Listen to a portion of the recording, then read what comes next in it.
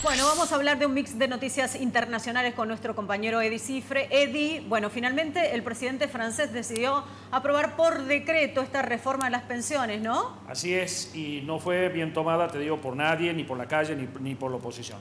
Nos damos una vueltecita porque en el mundo pasan cosas que son las siguientes. A ver.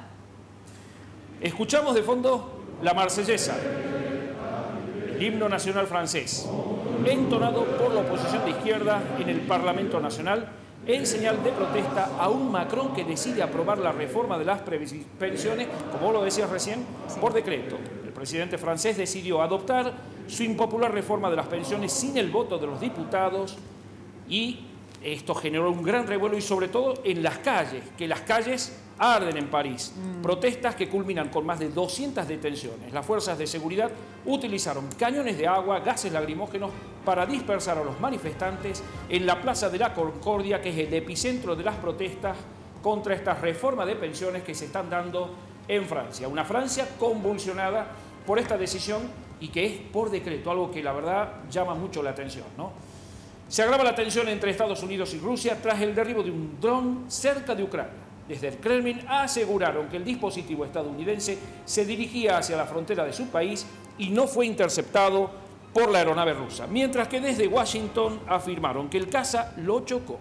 El incidente tuvo lugar cerca de la anexionada península ucraniana de Crimea, donde el Kremlin ve con malos ojos la presencia de la OTAN, sean buques de guerra o aparatos de inteligencia. Lo que decía el embajador ruso en Washington es: ¿se imaginan un dron ruso cerca de Nueva York? Lo importante es que los aviones y buques estadounidenses no tienen nada que hacer junto a las fronteras de la Federación Rusa. Esto lo decía el embajador ruso en Washington. Un tema que sigue estando en el tapete día a día, la guerra de Ucrania, ¿no? Y Turquía, un país que está atravesado por el dolor. Primero los terremotos, ahora inundaciones. El balance de muertos a causa de las inundaciones registradas por las fuertes lluvias en el sureste de Turquía ha ascendido a 14. Según las autoridades, en una zona afectada por los devastadores terremotos del 6 de febrero que dejaron más de 48.000 muertos en el país y otros 6.000 en el norte de Siria.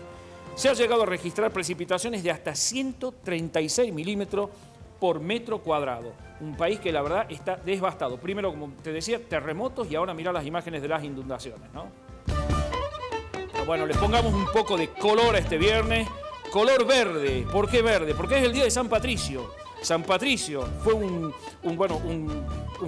misionero, predicador irlandés que vivió en los siglos V y su figura ha pasado a la posteridad porque fue él quien introdujo el catolicismo en Irlanda.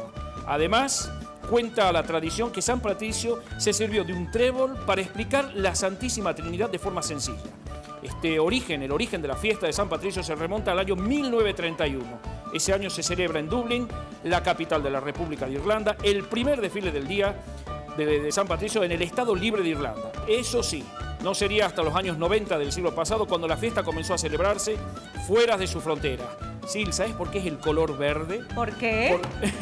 Se impuso rápidamente antes el azul, pero el verde se impone porque es el color del movimiento independentista del país y al que se asocia a la República. Al igual que el trébol, que es el símbolo, ¿no?, de la fiesta y del país. Coincide con la fecha en que el santo falleció, concretamente fue un 17 de marzo del año 461.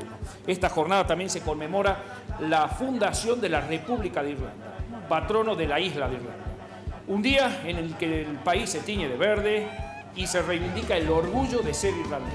Y bueno, vos viste que aquí en Argentina también se celebra en todas partes, ¿no? Porque en España, en distintos países de Europa, y aquí lo veíamos en distintas ciudades, en Buenos Aires se celebra mucho y se lo asocia mucho a la cerveza. La cerveza porque, bueno, por Irlanda, calculo yo, pero en realidad conocemos el origen de San Patricio.